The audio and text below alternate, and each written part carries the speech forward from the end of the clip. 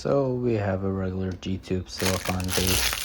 So what happens when you inject more than the recommended amount on the gtube balloon? So this is recommended 7 to 10 mLs. So pretty much when you inject 10 mLs in here, it fills up the balloon. This is standard size. It should be fine, shouldn't pull out from the patient, and it should be good enough. At times, I would inject a little extra, about maybe 15, 20 mLs, just in case if a patient is known for pulling the tube or it can really dislodge easily. Usually, benefit of the doubt, it's okay. So 7, 10 so far, this is what it looks like, because I only inject a little extra just in case, because over time, these can start deflating, just like water balloons. If you leave it out, kind of starts decreasing over time. Here's injecting 10 extra ones. So this is what it looks like. And that's how much it'll be inside the patient. And so there's really not even enough leeway for the patient to pull out in the tube, or kids, or whatever the circumstances are. As far as the opening, it's still good enough. It's not really affecting it. Medications can still pass through with ease, and there's no issues there. So we'll keep going and injecting 10 at a time and see how much we can inject before this ruptures. Because over time, this can decrease just with the amount of fluids in there, and within the stomach acidity, it can change over time. So this is just standard, brand new. Of course, it's going to look nice and even, but over time, it can start rusting a little bit, closing, decreasing, just varies. But as far as this, that's 30 mLs. Here goes 40 mLs. And we're still doing good. No issues there. Medication can still pass through. It is a little heavier, so it might flatten the stomach if that's the case.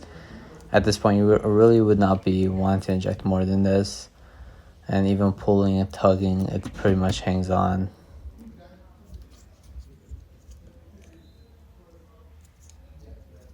And then we'll go and inject 10 more and get up to 50 mLs. But I would stick with the 7 to 10, extra 15 to 20. This is just experimental on how much it can handle, and do not be worried if you're injecting more than 10 mLs inside the balloon. As you can see, it's a little more heavier, still able to hang on. No signs of rupture or anything. And we're going to inject 10 more and make it 60.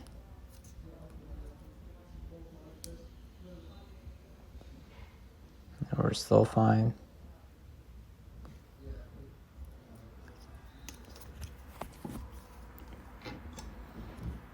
And still opening for medication, still can pass through, and if this is inside a patient, you'll still be fine.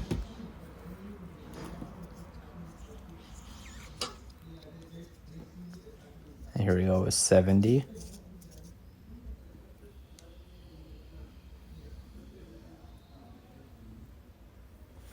And there you go, that's 70 mLs inside the balloon. Recommendation is 7 to 10.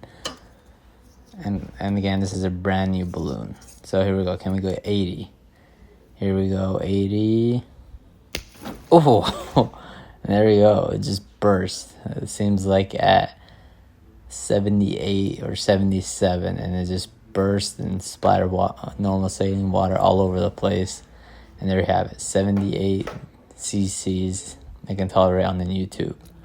And you have a ruptured G-tube, and you need it to be changed. But yeah, there you have it. That's how much it can withhold. So that was a cool little experiment. And that's all I have for you guys.